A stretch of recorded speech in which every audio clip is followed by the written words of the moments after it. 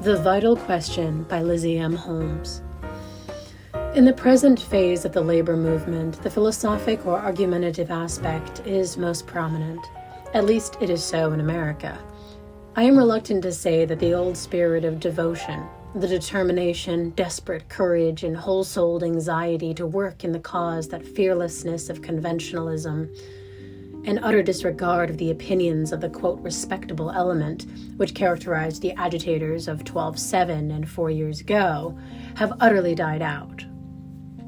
But these qualities are not conspicuous. The worker, quote, with a job, is apathetic and obedient, for he doesn't want to lose it. The man without one is discouraged, hopeless, enfeebled, his highest ambition to get a, quote, steady position, end quote. The one-time agitator who gave his time, strength, and pennies almost day and night looks on this strange, dead quiet and thinks for the time being he may as well be looking out for himself a little until the people are ready for him. In the meantime, the polite discussion of economic questions is becoming quite a, quote, fad. No first-class magazine is without its article on an industrial subject by some high-sounding professor who knows nothing whatever of genuine work. No pulpit but devotes a Sunday now and then to the, quote, labor question and the, quote, laboring classes. No rostrum but is open to a dainty handling of the working man's cause, with kid gloves, and where now and then a bare-handed lover of truth walks in and shakes up their aesthetic nerves with a few wholesome criticisms. Debating societies, clubs, associations, where the air is redolent with, quote, culture and opulence, exist, whose members dive as deeply into the economic sea as though after a new idea in art or an old one in bric-a-brac. There are clubs which give weekly banquets, and where, over plates that are spread at a cost of $5 a head, they discuss, quote, 8 hours, quote, single tax, free land, and, quote, wages, as glibly as though these things did not mean the destruction of their privileges. Not long since, one of our oldest and ablest agitators had the floor on a question of labor in a society where Julius S. Grinnell presided as chairman. Such a fact either shows up mighty well for Grinnell or very bad for the agitator. I think many of our truest men and women could not speak and address that atrocious perjurer and murderer with calmness or patience on any subject. The old-time radicals are in the meantime too much inclined to discussing different, quote, schools of socialism, philosophic points of difference, definition of terms, and hair-splitting.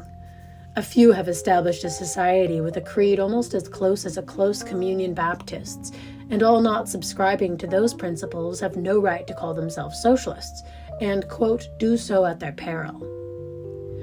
Of course, this general discussion of economic questions must result in good. A greater number of people will arrive at some inkling of the truth. But there is danger under this veil of respectability and mild arrangement of societary wrongs that the great urgency of the question, the keen, living importance of its settlement to all humanity, will be forgotten, glossed over with cultured conventionalism, lost in a labyrinth of isms and abstractions. We may not all agree on the finely drawn differences as to what constitutes personal liberty. We may differ as to the efficacy of 8 hours, single tax, mutual bank, or individual cooperative schemes. We may cherish lingering affections for the state and hope it will yet steer us out of poverty and slavery. Or we may be certain there is no hope as long as legalized authority holds sway. But there are some things we can all agree on, and some we ought never for a moment to forget. We all agree that the earth is for man. Without it, he must die. His birthright is as much of the natural elements as he needs. And when he is robbed of these and made to toil, for his necessary share, he is robbed of so much of his life. We know that human labor applied to nature's resources alone creates wealth. We know that the laborer is wronged when in every land he is poor, helpless, dependent, duped, and enslaved, instead of being in the enjoyment of his productions, walking upright and free before his fellow creatures. We know that his deplorable condition is due to established and lawful systems in society, continuous methods, ever-increasing and disproportionate results, recognized and accepted ways and means of production and distribution. We know that the present standard of right, which does not recognize every man's need and right to the land, nor to the full results of his labor, is working most terrible suffering among the human race, when there is literally no excuse for poverty on the face of the bountiful earth. We all know, but we do not realize it, that all the boasted advantages of civilization are obtained at a fearful cost of human suffering. And this is what we ought never to forget. If we are comfortable, shut up in cozy rooms away from wan and hungry faces, we can easily discuss Tweedledee and Tweedledum. The bricks of houses do not show the drops of blood from little children's rasped arms that carried them. The coal that burns so cheerily in the grates bears no mark of the drudgery and agony of men and women's lives, the wasted youth of hopeless children, nor do the ghosts of the dead, sacrificed in its procuring, peer out from the blue dancing flames. The comfortable clothing we wear carries no stain of the tears dropped from weary eyes at midnight. The stitches tell no tales of the worn lives and faded youth sewn into the seams. Our cozy tea table bears no mark of the gambler's art. The crisp loaves tell no story of the farmer's unrequited toil, his mortgaged farm, nor of the bursting elevators and full bank vaults of, quote, brokers, manipulators of the world's food. Sitting quietly at home, we realize nothing of the many men wandering homeless, hopeless, friendless, of the uncared youth to whom no pathway is open but the road to crime and prison life, of the hungry children whose wan, pleading faces seem asking why they were born to suffer so.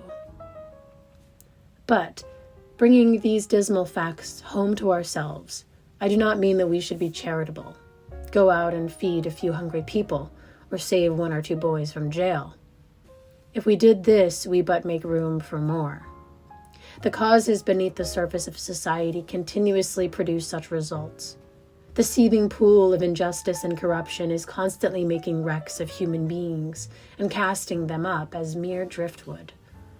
The whole of societary arrangements must be changed, and soon, or civilization will go backward. While we are philosophizing, the most terrible suffering is going on. The degraded are becoming more degraded, the poor poorer, and the ruling classes wealthier and more greedy. It is well enough to cry, quote, patience, when you are not in the fire. One can wait for the slow growth of better conditions if one is never hungry. But how can we look out upon the gaunt, woeful, hardening faces that peer at us from the highways and byways, from dark cellars, from factory doors, and from frightful mining shafts, and still cry, patience? How can we feel patient when knowing that this repressed, smothered, smoothed-over crater of wrong, suffering, and discontent must burst forth into more terrible ebullitions than anything the world has ever seen if the present course is pursued?